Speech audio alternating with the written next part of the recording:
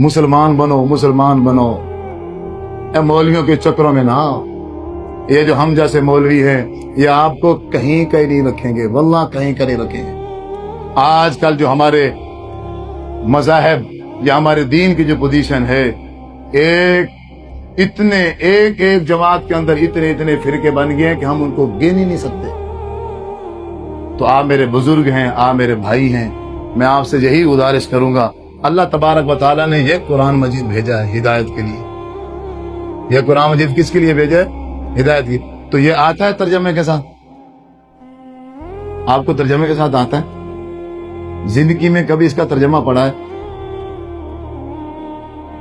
मस्जिद में किसी ने बैठा है कोई ऐसा भाई जिसने जिंदगी में मुकम्मल कुरान मजीद तर्जमे से पढ़ लिया हो? कोई है? कोई है जिसने अपने शौक से हिदायत हासिल करने के लिए इसको पढ़ा हो तर्जमे के साथ? पढ़ा है किसी ने? तो फिर हिदायत कैसे आएगी? हिदायत कैसे आएगी?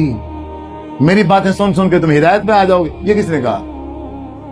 ये है हिदायत की किताब।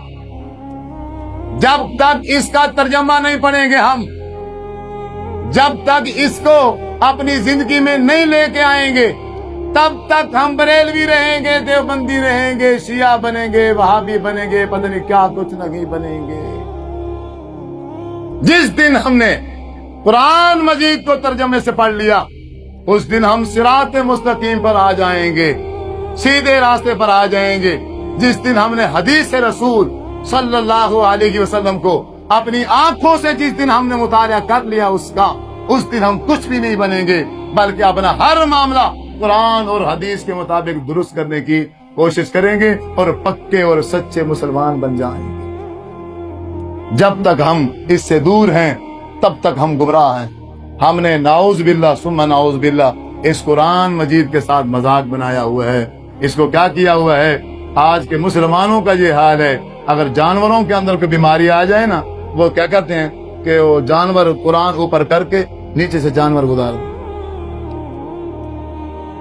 कट्टे सट्टे मंझिया गही ले ले बकरे तलू लगाओ कुरान दे तलू। कुरान इसलिए आए, बहन की बेटी की शादी करो, जब रुस्ती का टाइम है, कुरान ऊपर करके उसको नीचे से गुजारो। ये कुरान इसलिए है कि इसके जो पेज कुरान की लिखे हैं, ये फाड़ के या इसको किसी और पेज पे लिख के पानी के अंदर डाल के ग्लूकोज बना के शरबत बना के पी जाओ, फिर तुम ठीक हो जाओ।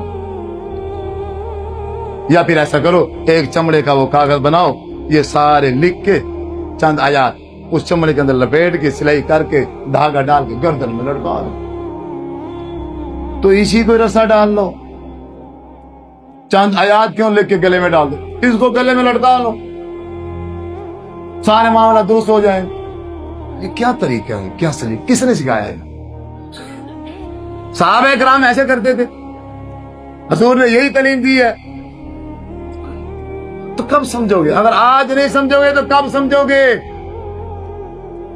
आप मेरे बुजुर्गों, आप मेरे भाइयों, आपको हिदायत पर लाने की कोशिश कर रहा हूं।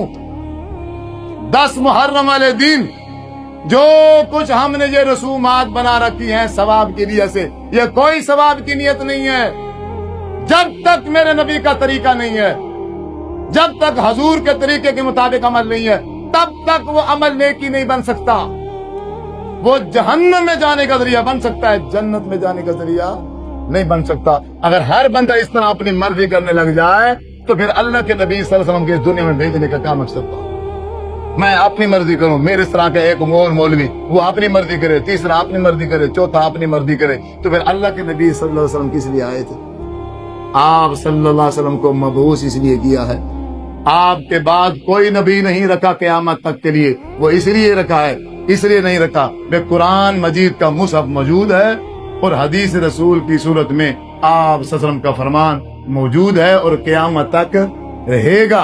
आप में से जिसको हिदायत चाहिए, आप में से जिसको सिरात मुस्तकीम चाहिए, वह कुरान मजीद का तर्जमा पढ़े और हदीस रसूल सल्लल्लाहु अलैहि वसल्लम खुद उसका मुतालिया करे। इंशाअल्लाह सुम्मा इंशाअल्लाह एक दिन आएगा, वो सिरात मुस्तकीम पर आ जाएगा, उसकी इबादत भी दुरुस्त हो जाएंगी, नमाज भी दुरुस्त हो जाएगी, सदका खैरात भी दुरुस्त हो जाएंगे, खुशी गमी ہر چیز اس کی آپ صلی اللہ علیہ وسلم کے طریقے کے مطابق ہو جائے گی. اللہ تعالیٰ سے دعا ہے اللہ رب العزت عمل کرنے کی توفیق عطا فرمائے. وآخر دعوانا ان الحمدللہ رب العالمین. آمین.